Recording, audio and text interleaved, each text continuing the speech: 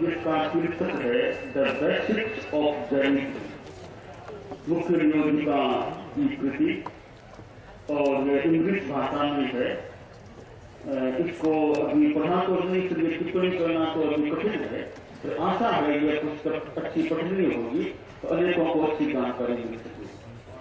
10 वर्ष पहले ये लेख हम जब दिल्ली में थे तो रघुनाथन जी हमारे पास बैठे, उन्होंने फाइल देखी, देखकर कहा कि इतना विलंब आप क्यों कर रहे हैं, तो बहुत उपयोगी है जनता के लिए, पाठक के लिए, किंतु विलंब हो गया। अब भी सामने आ गई। मैं समझता हूँ कि जैन धर्म का जो वैश्विक स्वरूप समझना चाहिए, उनके लिए बहुत उपयोगी पुस्तक है।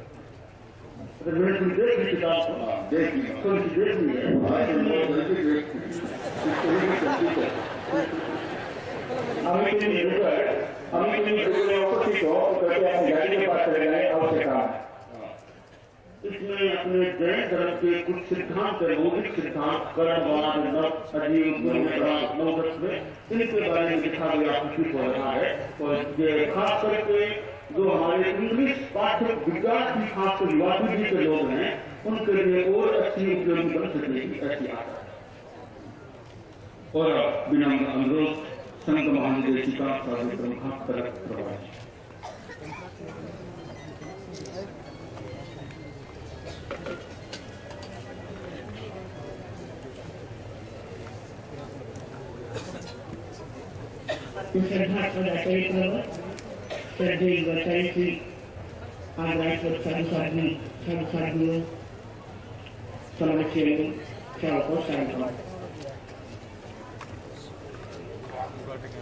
स्वामी रामकृष्ण परमहंस को योग्य शिष्य की तलाश थी। उन्होंने अपने कई शिष्यों को परखा।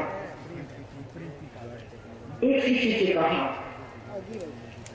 वह शिष्य था नरेंद्र, मेरे पास कई जादुई करिश्मे हैं जिन्हें देखकर दुनिया चकित हो जाती है। तुम चाहो तो मैं तुम्हें कुछ गुर सिखा दूं, कुछ फार्मूले बता दूं। नरेंद्र ने जिज्ञासा की, गुरुदेव आप मुझे जो फार्मूले बताना चाहते हैं, क्या उनके माध्यम से मैं अपनी पहचान कर सकूंगा? क्या उनसे मेरी मुक्ति हो सकेगी? स्वामी रामकृष्ण बोले, बस मैं तुम्हें जो कुछ बताऊंगा उससे तुम्हारा नाम होगा, तुम्हारी प्रतिष्ठा बढ़ेगी और तुम्हें पैसा मिलेगा। नरेंद्र ने कहा, नहीं गुरुदेव, मुझे नहीं चाहिए ऐसे फार्मूले जो मुझे नाम, प्रतिष्ठा और पैसों में उलझाए। मुझे तो वह मार्ग बताओ जिसे मैं अपने आप को पहचान सकूं और अध्यात्म के शिखर को छू सकूं। स्वामी रामकृष्ण की अपनी खोज पूरी हुई। उन्हें वह शिष्य मिल गया जो उनके आध्यात्मिक कार्यक्रम को आगे बढ़ा सकता था। वही नरेंद्र आगे जाकर विवेकानंद के नाम से प्रसिद्ध हुआ। आचार्य तुलसी को भी ऐसे शिष्य की तलाश थी जो उनके मिशन को आगे बढ़ा सके, जो उनके आध्यात्मिक, राष्ट्रीय, संघीय सब कार्यक्रमों को ऊंचाई दे सके। और उन्होंने भी खोज शुरू की और उन्हें महाप्रज्ञ जैसा शिष्य मिला जो उनके मिशन को पूरी दुनिया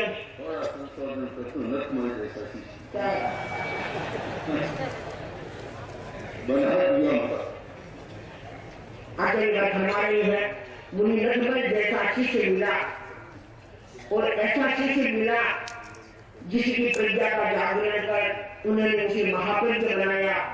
महाप्रज्ञ से युवाचार्य महाप्रज्ञ बनाए। बात विक्रम संवत 2050 की है। मर्यादा महोत्सव का अवसर, यही सप्तमी का दिन, प्रातःकाल का समय, सुजानगढ़ का शेरिया भवन और प्रातःकाल हम लोग गुरु वंदना के लिए गए। युवाचार्य महाप्रज्ञ जी का मनोरंजन दिन था। अनायोजित कार्यक्रम, मंगल गीत गाए गए, अनेक वक्ता बोले, हम लोग भी बोले। युवाचार्य श्री भी बोले, आचार्य बल बोले। आचार्य बल ने कहा कि हमारे युवाचार्य अभी तक नाबालिग, केवल 15 वर्ष हुए हैं उन्हें युवाचार्य बने हुए, इसलिए अभी तक ये नाबालिग है और अब तक उन्होंने अपना काम नहीं संभाला है। पर मैं चाहता हूँ कि अब ये अपना काम संभाले।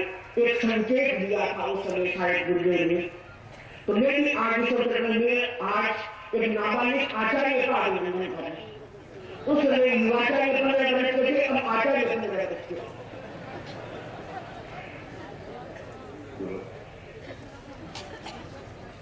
तो आचार्य के कर्तृत्व और व्यक्तित्व की कहानी बहुत लंबी है, तो समय का तकाजा है कि मैं उस लंबी कहानी को आज नहीं खोलूं।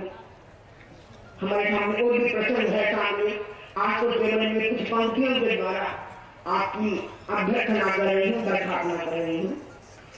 आज मंगल गा रही है सब दिशाएं, आज मंगल गा रही है सब दिशाएं, कर रही बरखाना अभिनव उषाएं, आज मंगल गा रही है सब दिशाएं। समर्पण का ले सहारा तुम चले थे, बीज से विस्तार पाकर तुम भले थे। समर्पण का ले सहारा तुम चले थे, बीज से विस्तार पाकर तुम भले थे। सुगु का छाया अमित वात्सल्य पाया, जिंदगी के सफर में नव मोर आया। द्वार प्रज्ञा के खुले सहसा तुम्हारे, पूर्णता पाने लगे अरमान सारे। करिश्मा कैशोर्य का कैसे बताए, कर रही बरखाना अभिनव उषाएं। पूज्य कालू की मिली करुणा अनादि, पूज्य कालू की मिली करुणा अनादि। मिल गया मझधार में भी इष्ट साहिल, बन फरिश्ते रोशनी के जगमगाए। तिमिर तट पर चांद सूरज उतर आए। प्रगत यात्रा में समर तुलसी सहारे, नजर टिकते ही खिले अद्भुत नजारे। मुकर है कमली कीरत की कथाएं, कर रही बरखाना अभिनव उषाएं। आचार्य को क्या करना है? दूर अवगुंठन करो अज्ञान का तुम, पथ दिखाओ सत्य के संधान का तुम। चित्त चिन्मय बन करे अर्चा तुम्हारी, चित्त चिन्मय बन करे अर्चा तुम्हारी। उजल जाए चेतना की लो हमारी, तुम प्रभाती गा रहे जग को जगाने।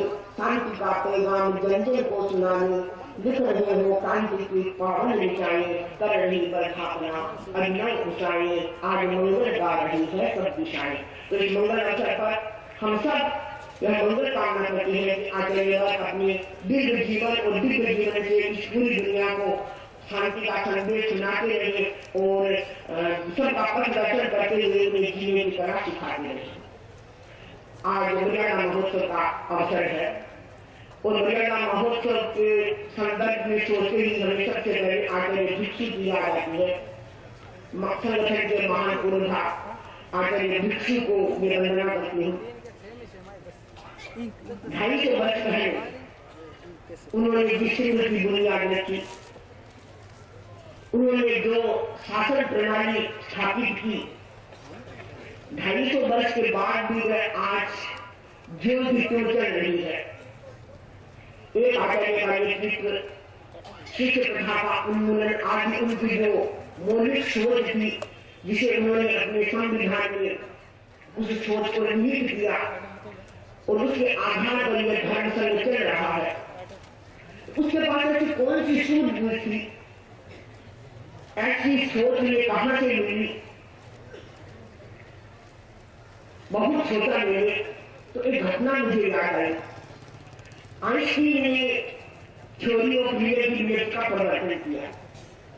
वे इस सिद्धांत के प्रवर्तक थे। उनके नाम की दुनिया में धूम मच गई। लोग उन्हें बुलाने लगे थ्योरी को समझने के लिए। बड़ी बड़ी यूनिवर्सिटी में उनके प्रवचन होने लगे और स्थिति ऐसी बनी कि एक दिन में कई बार 5 बार 7 बार उनको प्रवचन देने होते थे।